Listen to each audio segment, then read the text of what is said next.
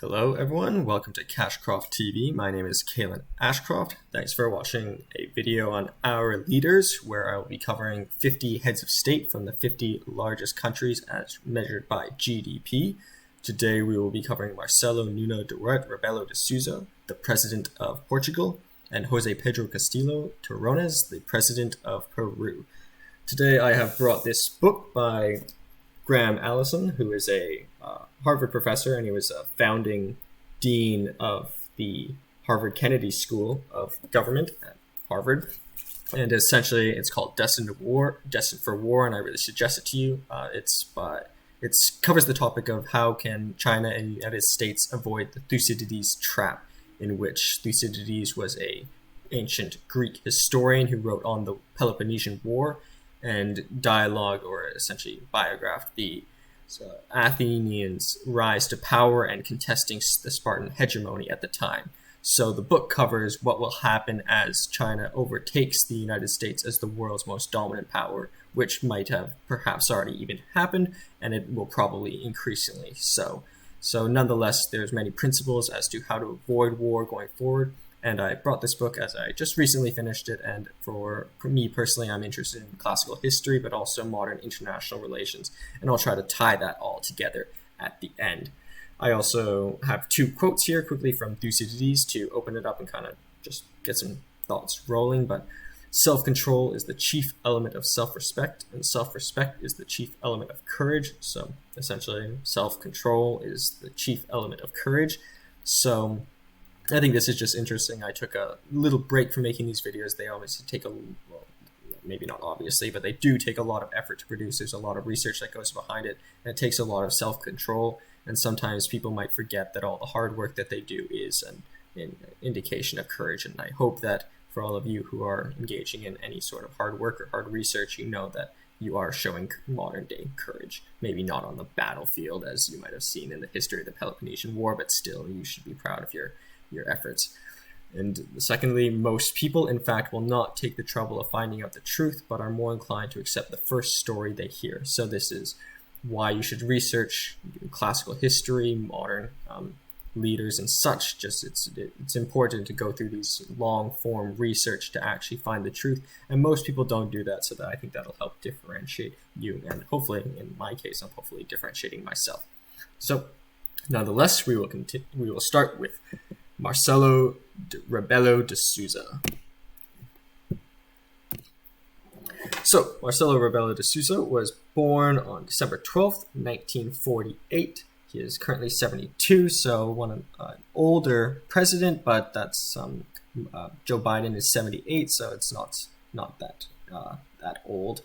But it must be noted, I think it's important that a December birthday, as there's a Malcolm Gladwell writes on how people with later birthdays actually have a little bit of a disadvantage, unless he might have been held back a year, which might have given him an advantage. But there's studies that show that most athletes come from the first quarter or first 2 quarters of the year, as they have at a younger age a large physical advantage. But also academically, your mind, if you're, let's say, a quarter year older when you're like 4, that's a very big difference in terms of intellectual and physical development. So if it is the case that he had a very late birthday, congratulations to him that he overcame such a perhaps disadvantage. He is the 20th and current president of Portugal. He was formerly a legal scholar and government minister. He also served as a parliamentarian, and he was a member of the Social Democratic Party. However, he suspended his membership when he ran for presidency.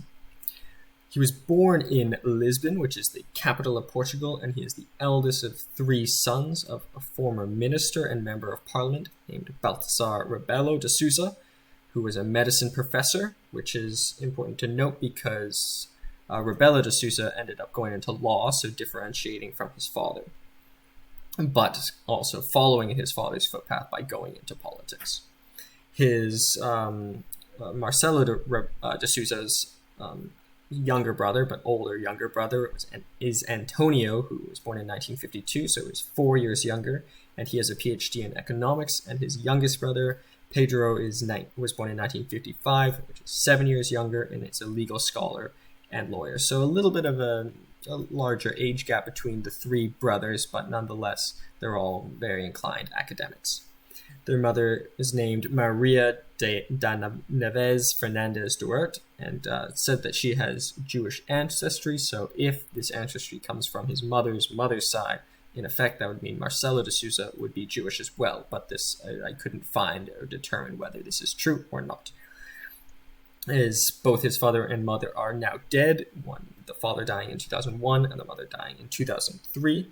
So when Marcelo was 53 or 52, 53, and 54 or 55 years old, respectively. So Marcelo de Sousa, and they never saw him become president. Marcelo Rebelo de Sousa was named after his godfather, Marcelo Caetano, who was the second and last prime minister and the leader of the Estado Novo. The first prime minister was Antonio Salazar, and the Estado Novo was overthrown in 1974 when Marcelo de Sousa was 29 years old. The Estado Novo was one of the largest authoritarian, or the longest-lasting authoritarian regimes in Europe. However, although it was authoritarian, it did join the United Nations in 1955 and was a founding member of NATO, the OECD, and the EFTA. But it is more right-wing in that it is opposed to communism, socialism, anarchism, liberalism, and anti-colonialism, and in effect is pro-colonialism. It is conservative, corporatist, and nationalist, and it has defended Portuguese Catholicism. And it had planned on perpetuating the almost 2 million square mile old Portuguese empire. But nonetheless, it was overthrown in the revolution. But it could be concluded that, or could be implicated that de Sousa is very much inspired by Marcelo Caetano because they share the same name. But it might also be noted that perhaps those who voted de Sousa into power hoped that he might align in some ways or many ways with his godfather. Marcelo Caetano has paved the way for free trade and economic integration with Europe, and he has grown the economy by 5.7% since Salazar's death, or Marcelo Caetano of the Estado Novo, so his godfather. So although they were overthrown, was a successful leader. It was, however, when the Estado Novo was overthrown, they still had the lowest per capita income, the highest rates of preventable death and infant mortality until the left-wing Portuguese military officers and the Armed Forces Movement, the MFA, organized a military coup in the 1974 Carnation Revolution and overthrew the Estado Novo regime. So it's interesting that although this was not very long ago, that already someone of the same name, the godson of the final prime minister of the Estado Novo, is now the president. Back to Marcelo de Sousa, he studied law and received a doctorate from the University of Lisbon, which is the largest public university. There's another university, so I would consider it's definitely one of the top, but there's also the University of Coimbra, which is the oldest university, and there's the new University of Lisbon. So University of Lisbon is definitely top 3, and coming from a more powerful family, it makes sense that he would go there and also study in the capital. He specialized in constitutional law and administrative law, and he worked as a professor and a publicist after his studies. He began a career as a lawyer and later a journalist during the Estado Novo period, and he joined the Democratic Party, and became a deputy legislator for the Assembly to the Republic. So after the Estado Novo was overthrown, given his legal background, he actually helped draft the Constitution in 1976. He founded the SEDES, which is one of the oldest civic associations and think tanks in Portugal, and he was the president and administrative council for the Semancrio newspaper. Also, as an adjoint minister of Prime Minister Francisco Pinto Balsemão, he co-founded and directed and administrated the Expresso newspaper.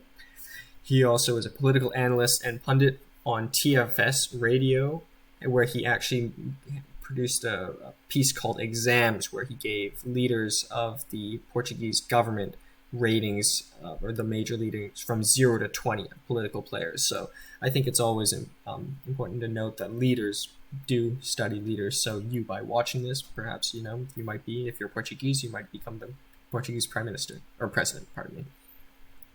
In 1989, when he was 41, he ran for president of the Municipal Chamber of Lisbon, which is the mayor. And during this period, he plunged into the waters of the Tagus River to prove that it wasn't polluted, despite contrary claims. So obviously a lot of bravery and willing to take risks to become mayor, even given his perhaps somewhat privileged background. But nonetheless, he lost. But he did win a seat as a vereador, which is a city councillor of Lisbon, the capital. He also served as the president of the Municipal Assembly of Cascais when he was 31 to 34 years old, 1979 to 1982. And in 1997 to 2009, he served as the president of the Municipal Assembly of Calejiro de Bastado. Pardon me for my Portuguese, but he served as another municipal assembly. So, as for anyone of you who have seen many of these previous videos, it is very common for many of these presidents or prime ministers to have started in municipal politics, often moving into provincial politics or state level politics, if such exists, before moving into the highest or the federal level. In 1996 to 1999, when he was 48 to 51 years old, this is just about when his parents were close to passing away, he was the leader of the Social Democrat Party, the PSD, which is a liberal conservative party, so pretty center. And in 1998, he joined the center. He made a center-right coalition, the AD, with the Democratic Alliance with the People's Party, which is a conservative and Christian Democrat party, so aligning more with the right wing, which I think makes sense for him, given his godfather was the leader of the Estado Novo.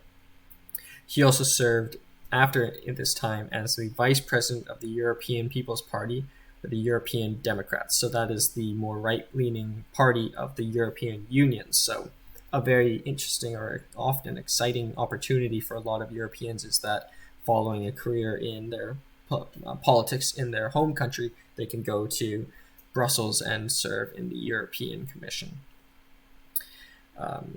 After this, he served in weekly Sunday political analysis on the popular TV station called RTP, named after a similar private TV station called TVI. So outside of his political career, he was also a very vocal person on radios, TVs, producing newspapers, and as we will see in one of his quotes coming up, he really actually the quote isn't here, but he says, "Those who have nothing to say are dodos, or those who have nothing to say are bobos, are dumb or useless," essentially. He was a member of the Council of State in 2006 under President Aníbal Cavaco Silva.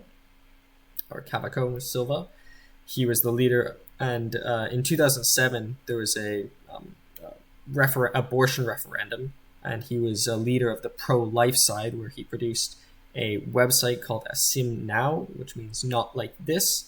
This actually, although once again it kind of evidences his right-leaning beliefs, but it was also got him a lot more popularity, if he wasn't already popular at this time, which he was. But it was parodied in the famous Gato Foundation, which is a comedy group, kind of like for Saturday Night Live for Portugal. In 2007, 59.24% voted in favor of expanded circumstances, and 43.61% voted.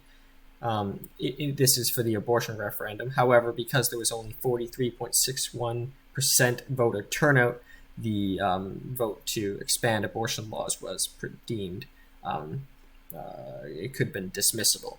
But the prime minister at the time, José Sócrates, confirmed, and President Aníbal Cavaco Silva ratified. So abortion laws were expanded in Portugal, despite Marcelo de Sousa's efforts and website advocating against it. And later in 2016, when he was 68 years old, he ran as an independent for president. So unlike his predecessor, Aníbal Cavaco Silva, he never held a top state position. So for many countries that have both a prime minister and a president, it is common for them to serve as prime minister first. However, de Silva did not do that. But it must be noted, his godfather, Marcelo Caetano, was prime minister of Estado Novo, so maybe checking off that box for him. He won in the first round of voting, appealing to moderation and cross-party consensus. As we saw, he created the AD, or the Democratic Alliance, so he shows that he can work across party lines. And in March 2022, he created the first state of emergency in 46 years of the democratic history in light of the COVID-19 pandemic. So he has handled it quite well, at least that his voters advocate. In December 2020, he announced plans to run again, and in 2021, he was re-elected with 60.7% of the votes, which is the third highest since the Carnation Revolution, so the third highest since the Estado Novo was overthrown. He was the first candidate to win all the municipalities in Portugal, ranging from 51.3% in the Beja district to 72.16% in Madeira. So I think with having won every single municipality, one could conclude he is on or is in populist status. His first state visit was to Pope Francis in Vatican City. We'll touch more on the popes in the exit dialogue. So obviously bringing back the Catholic roots, which was one of the key policies of the Estado Novo, very important for many Portuguese and the right wing who had been voting him in. His next visit was in 2019, where he visited Emmanuel Macron in Bastille Day parade honoring the new E12, or European Intervention Initiative, which is a military cooperation. So once again, he worked in the EU, which shows that he was willing to work and very optimistic about the European Union. So I think something that is an early takeaway about de Sousa is not only can he work across party lines, but also across country lines. He also visited Spain, Mozambique, Morocco, Brazil, Switzerland, Cuba, UK, Greece, US, and Angola. So he has had many state visits, which is important, and not just in Europe.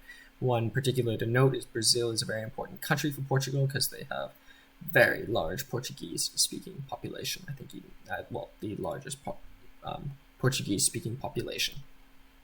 He had an umbilical hernia in 2017, and he was treated by a childhood friend, and he walked out on foot on applause. So once again, his populist status, people are cheering as he comes out of the hospital. However, it's also noted that he is quite resilient at older age, still having health issues, but still maintaining his presence, not stepping down.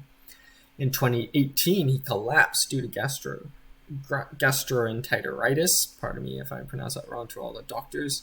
De Sousa's father would not be happy, perhaps, because there was at 40 degrees Celsius at a visit to Bom Jesus de Monte.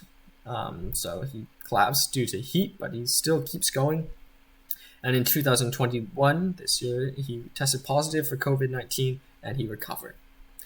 In terms of his personal life, he's married to Ana Castrina da Goma Queiro da Mota Viega in July of 1972 when he was 24 years old and she was 22 years old. So a bit still a little younger to get married even in those times.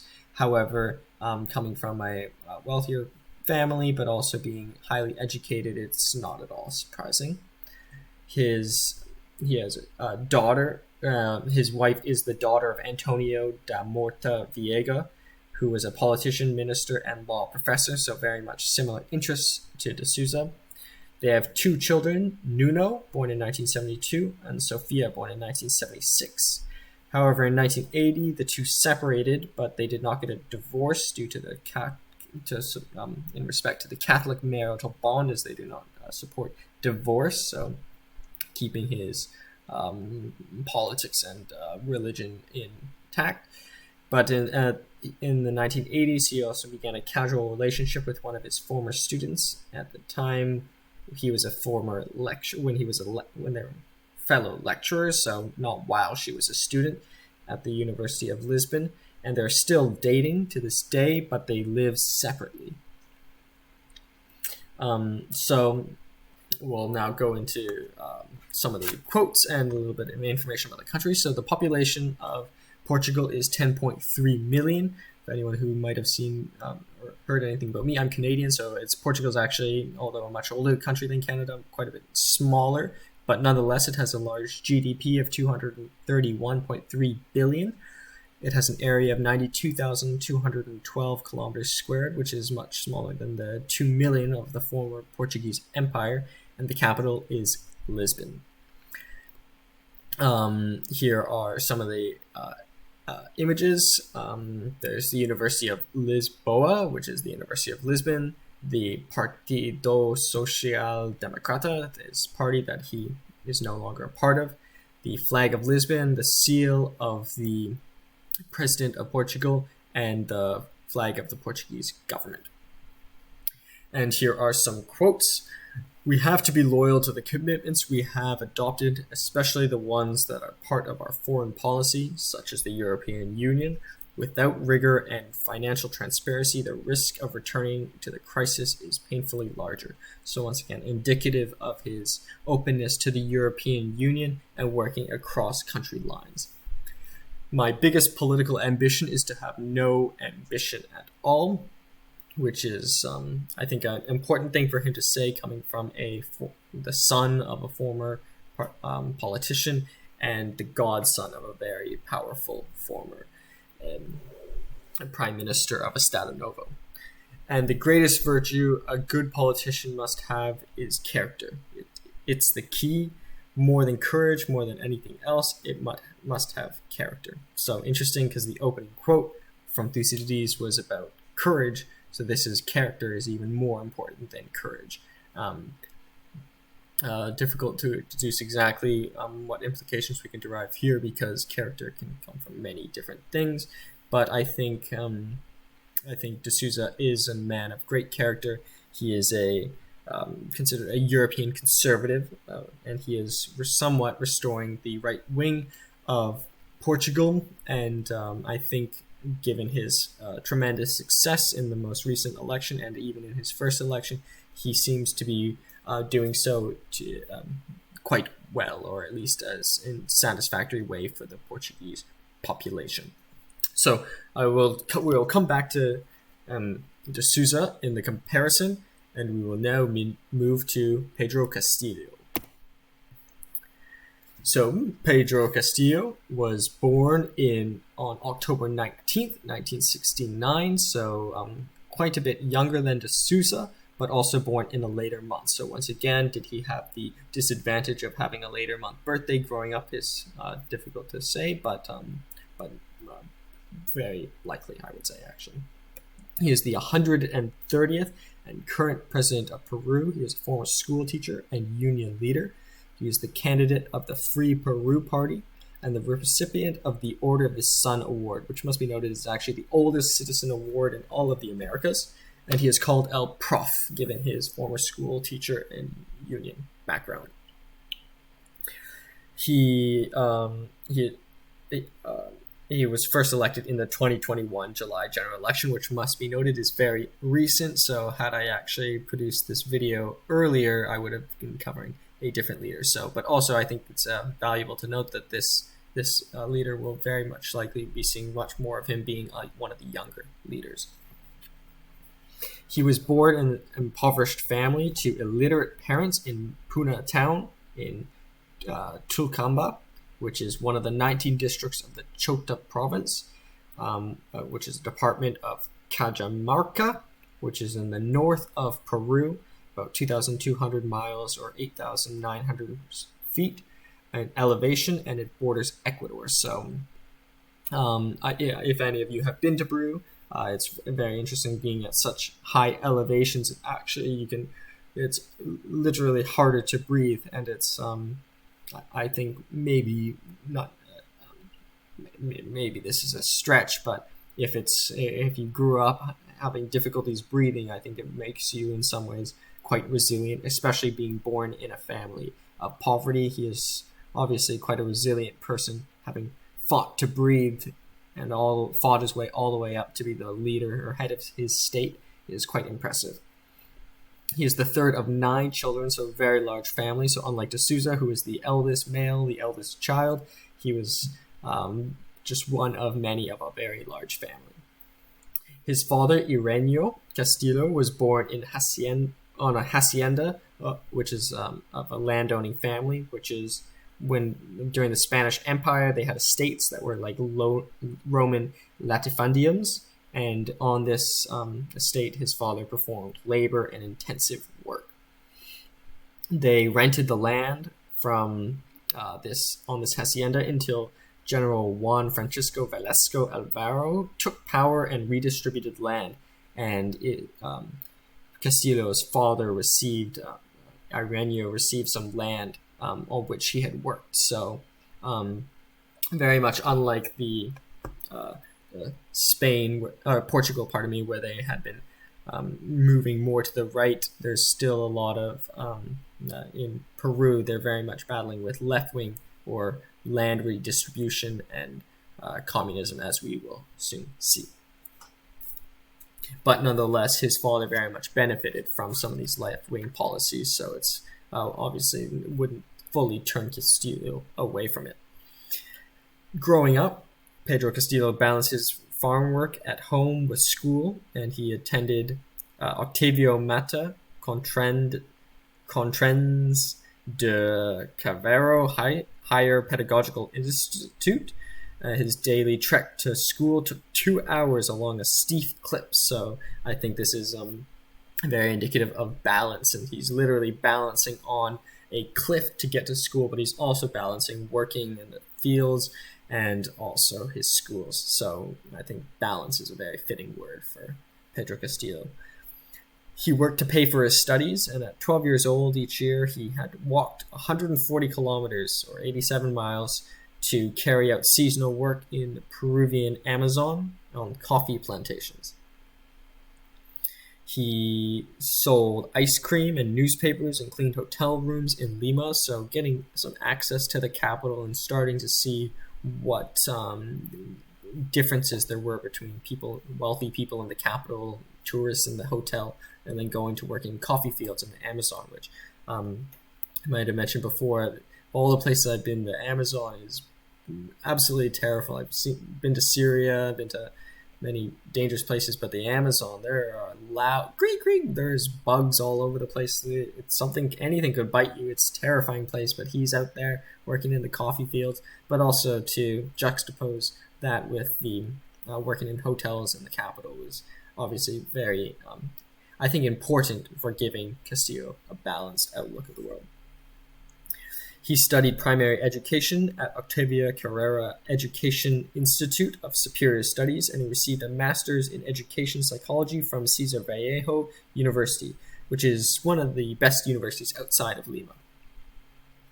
In the 1980s, there was the Maoist guerrilla group called the Shining Path, had an armed conflict with the government of Peru, and Pedro Castillo served as a youth patrolman for the Ronda Campesina, which is an autonomous rural peasant patrol group where he would walk around and defend against the Shining Path and essentially combat the leftist beliefs that were growing and the communist support that was growing in Peru. So despite Castillo's father gaining his first land through land redistribution and communism, he still made efforts to prevent guerrilla groups, and it was a very respected position in both the capital and his region.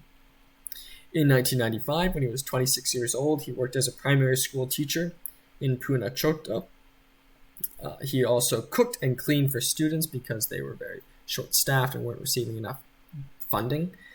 According to him, the school received no government assistance at all, and it was completely community-run. He was poorly paid, but it was a poorly paid position, but being a teacher is a highly influential and respected role in the local communities. He also at this time started to get involved in teachers' unions, and essentially being involved in both the Ronda Campesino and being a school teacher, he was very highly respected and supported in his locality. Moving to his activist career, which is really where it starts getting involved in politics. He said his reason to enter politics was the hungry students he saw going to school not benefiting from Peru's economic growth from the mineral wealth. So kind of to juxtapose he was against communism, but he also sees that this wealth is not properly being distributed, the growing mineral wealth in Peru. He became a leader in the 2017 teachers' strike, where they advocated for increasing salaries to pay off local government debt. And also increase the school budgets. They advocated the repeal of the law of public teacher career, which to allow more horizontal and vertical movement for teachers. This was when he was 48 years old, so spent a lot of time between being a teacher and also in his as a union leader. He also advocated for protecting skilled teachers, where they advocated for replacing many of them with less skilled individuals. Prime Minister Fernando Zavala and Education Minister Mary Lou Martens announced salary increases and debt relief due to the persistence of the teacher strikes, but Castillo and the unions maintained on strike. President Pedro Pablo Kuczynski invited the teacher delegates from the union's executive and Cusco leaders to mediate, but representatives of Castillo's region and regions he ran were not invited. So teachers from across Peru traveled to Lima to hold marches and rallies at the capital. They were supported by Keiko Fujimori and the Fujimorists, who is supporters of the former president, who is actually the father of Keiko, Alberto Fujimori, who we will see is also trying to run for president as well, or has tried. He was an authoritarian, populist, neoliberal economist, but also anti-communist. And Keiko served as former First Lady, the daughter, so they also had very strong political support. And at this time, Castillo started to become acquainted with this woman. On the 24th of August 2017, the government issued a supreme decree granting the benefits of the negotiation the teachers advocated for, but they would be fired if they did not return by the 28th of August. So kind of a heavy-handed acceptance. But Castillo announced a temporary suspension of the strike on September 2, so it was essentially over, but it wasn't, in quotes, temporary, so they were ready to return if things went south again. I guess that's kind of ironic because Lima is, well, not in the south, but he was going south from, yeah. In 2002, he ran for mayor of Anguilla, which is one of the 19 districts of Choja, as representative of Alejandro Toledo's center-left party, Possible Peru, when he was 33 years old. So during his union leader stint, he was also getting involved in municipal politics. As we saw with the Souza, it's very common for heads of states to have spent some time in municipal politics. He was a leading member of the party from 2005 to 2017, when its dissolution due to poor 2016 general election results. After the teachers' strike, he was approached by numerous political parties to promote him as a congressional candidate, but instead he wanted to run for president. So unlike De Souza, he did not serve as prime minister before becoming president. So in the 2020-21 elections, so bringing this right up to now, so the teacher strike only ended in 2017, so 4 years later he chose to run for president, and not as a congressional candidate. So he wanted to go the full way to become the president. It was an election during the COVID-19 pandemic, which created great political polarization. President Martin Vincaraz had a lockdown, instilled a lot of abandonment in the rural communities. There's a big clash in Peru between the capital, Lima, and those who live much in the rural areas, suffering much poverty and very different lifestyle. Having been to Lima, it's an absolutely beautiful city. I got they have a lot of like knockoff clothes, and I still wear underwear from Lima, so I don't know. Nonetheless, education. As president, his platform was to address education issues, which had been worsening during the pandemic. And Castillo noted his students rarely had cell phones, and government had promised tablets that never arrived. So in his campaign, he said he would pardon Arturo Humala, who is an ethnocentrist, and brother of former President Ollanta Humala. So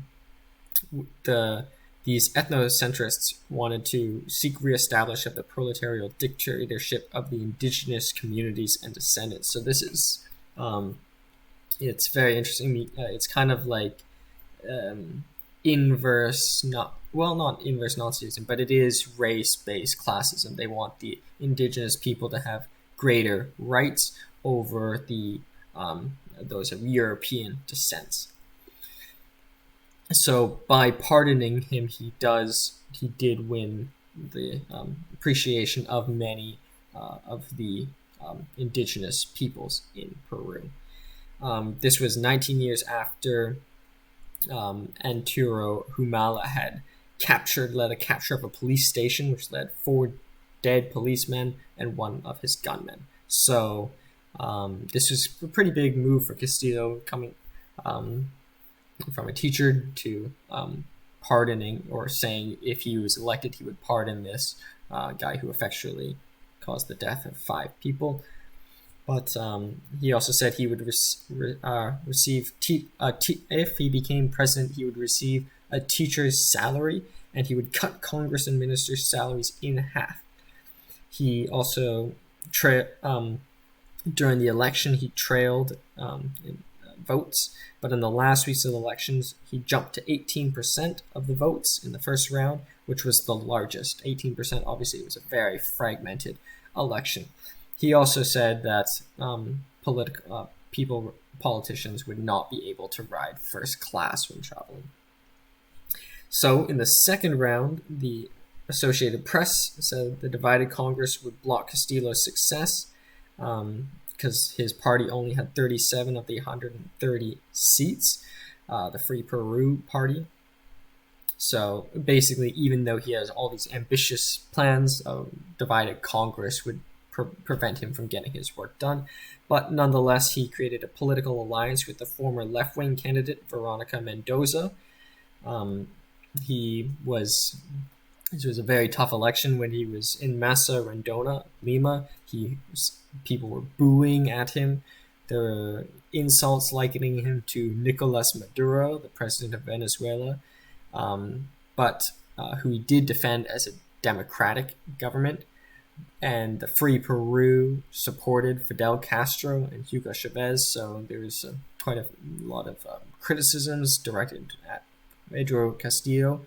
The third place candidate, Rafael Lopez Aliaga, said death to communism, death to Cerrón, death to Castillo. So saying death to the other political presidential candidate is quite a strong statement, or is probably the strongest, or are a few things. He was elected, but ultimately he was elected peacefully, and it was said it strengthened the democratic regime, said the Institute of Peruvian Studies. The S&P and BVL, which is the Peru General Index, dropped 3.2% when he was elected.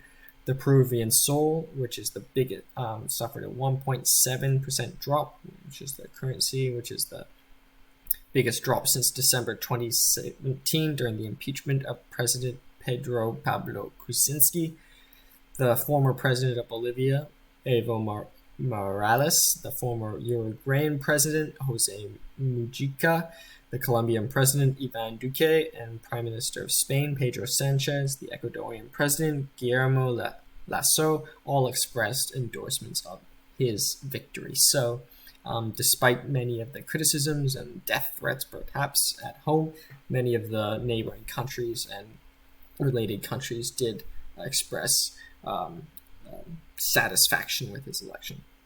So during his short presidency thus far, in July 2021, he met with Ambassador of China, Lian Yu, for more rapid introduction of the Sinopharm COVID-19 vaccines. So not just to draw vaccines from the Pfizer and Moderna, but also from Sinopharm from the China as well.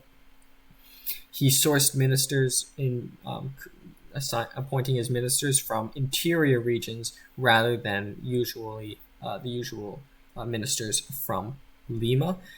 He, after the death of the condemned Abimael Guzman, the founder of the Shining Path, he said his condemnation for terrorism is firm. So despite being related to a communism, he was definitely not supporting the Shining Path. In November 19th, 2021, 4 months into his presidency, the former presidential challenger, Keiko Fujimori, whose father was the former president, but also she was First Lady and also helped him in the teacher strikes, announced he was morally unfit for office, and in the interim plans to move forward with an impeachment process. So although once politically aligned with this individual who has a lot of support, has now moved apart. He had the economic minister, Pedro Franqui, of the economic and finance minister, who was former World Bank employee and Central Reserve Bank of Peru. He was working on a policy to tax windfall profits that don't result from good international prices, but not from a company's actual merit. These are similar to policies that were enacted under U.S. President Jimmy Carter. This is pretty controversial. Should, like, for example, if a company by chance, like let's say they're a mining company, their commodity jumps up in price and they get 40% increase in profits, should those be taxed higher because they didn't change any policies? There was just a huge fluctuation in prices. It's hard to say, but it's a lot of government intervention if that were to be the case. And it's definitely a more left-leaning policy. In November 2021, increase in minimum wage from $223 to $250 US per year, so not very much. The sale of the 1995 presidential plane, he sold the presidential plane, and he banned first-class travel for public servants, as previously mentioned, as he said he would. In July to September of 2021, there was 11.4% increase in GDP. So despite the drop after he was elected, it became the fastest growing Latin American nation, according to Bloomberg, during that period.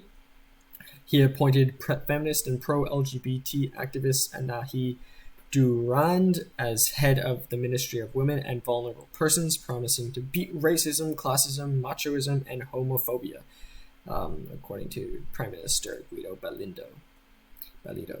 He visited Mexico, was the first country he visited, and he also visited the U.S. to advocate an international treaty to guarantee access to vaccines internationally from pharma companies. So also trying to get the American vaccines as well, but also paying close attention to Mexico as well, which is a very important Spanish-speaking country and a very powerful neighbor. Well, not neighbor, but close by. Somewhat close by. In terms of his personal life, he's married to a school teacher named Lilia Paredes. They have 2 children. They are Catholic, like the de Souza, but his wife and children are evangelical. He lives in a 9-room house in Sugar District in Cajamarca region, and he tends to cows, pigs, corn, and sweet potatoes. So, like, he grew up farming. His father was tended to the land. He does such as well. He is an agrarian leftist, populist, socialist, and he believes in pushing for a more mixed economy, not so dependent on the mineral industries or mining industries. He often wears a straw hat, as we can see in this picture, a chotano, a poncho, the hat is called a chotano, a poncho, and sandals made from old tires for cycling. He opposes the legalization of abortion and same-sex marriage and euthanasia. So despite his left-leaning economic policies, he's a bit more right-leaning, particularly like de Souza in terms of abortion. He is not a communist, he does not support former Venezuelan President Hugo Chavez. He hopes to reinstate the death penalty and leave the American Convention on Human Rights. So once again, despite his left-leaning economic policies, he's a bit more right-leaning in many other respects. So we'll briefly go to the dialogue about the 1949 Treaty of Tordesillas, which this was during in Destined for War. The question is what is going to happen as China becomes the dominant power, and there are 15 cases that were brought up in the book where a dominant power passed a leading power, and in many of the cases they resulted in war, but in some they did not. So as relevant in this context, when the Spanish overtook the Portuguese as the dominant naval power. Previously, for example, Christopher Columbus started off with the support of the Portuguese, but they kind of fell off, and then he switched to the Spanish side. So what was to happen with this power shift? They reverted to Rodrigo Borgia or Pope Alexander the Fourth or Sixth, pardon me. And essentially what they did is they drew this vertical line down that South America. Later it was moved many miles a little to the left to make the modern border of Brazil. But what happened essentially was that to the east was under Portuguese dominion, and that to the west was under Spanish dominion. So this, because Spain was the growing power and was going to overtake Portugal, they got the better half of the deal, and that's why in Peru they speak Spanish and in Brazil they speak Portuguese. But nonetheless, this is one of the ways in which war could be prevented as a country overtakes another, is to appeal to a different or higher authority. So in this case, because both Portugal and Spain, and like de Souza and Castillo are both Catholic, they reverted to the Catholic Pope, who intervened and made the decision for them. So what could happen in today's international relations? Perhaps it could be something like the United Nations, although China doesn't really support the United Nations as much, but it could be something something different, like an ideology. Perhaps it could be capitalism, although China does, they say they're communist. The Communist Party of China, the CCP, they are in many respects capitalism. So maybe it could be an ideology, it could be free trade that could help bridge the gap and prevent war. So just a brief description, and once again, that's Destined for War by Graham Allison. Really great book. And also Thucydides, The History of the Peloponnesian War. If you've seen my previous videos on classical history, ancient Greek and Roman history, Thucydides, next to Plutarch, I would say, was one of the greatest writers, and Homer as well. So, to the comparison, so de Souza was an insider in the sense that his father was a politician, his godfather was a prime minister of the Estado Novo, whereas Castillo was definitely an outsider, peasant family. They were illiterate, they were peasants, they only just got land later in his father's lifetime. And also furthermore, de Souza was born in the capital, Lisbon, whereas Castillo was born far off in the northern region. De Souza came from a legal background, which was important in drafting the new constitution for Portugal, whereas Castillo was a primary school teacher. So both involved in academia, but very different types of academia. They're both involved in education. They both married someone with similar interests. So Souza married a daughter of a politician, but later has been dating a lawyer. And similarly, Castillo is married to a former school teacher, or I think she's still a school teacher, actually. Differences here: De Souza is more right-wing, and Castillo is more left-wing. However, as we see on many social policies, such as abortion, they are actually both right-wing. They are both anti-communist, and they are both anti-abortion, as I mentioned. Also, there's a big age gap. So De Souza is 72 now, whereas Castillo is 52 years old. So very, very different in that respect as well. However, they are both international collaborators, perhaps maybe more so for De Souza, but time will really determine how much of an international collaborator Castillo is, because he only recently came into power. In terms of their victories, De Souza won by a landslide in his second election, but also even his first election, he won in the first round. He won every single municipality, whereas Castillo in the first round only won 18% of the votes, and it was quite a surprising victory. So very different ways in which they came to power. They both did not run as prime minister before becoming president. However, De Souza kind of had the boxes checked from his godfather, or as his father was a parliamentarian, whereas Castillo just went straight to president. And I guess both of them in that respect maybe took a risk, and obviously it paid off very well. And they both ran for,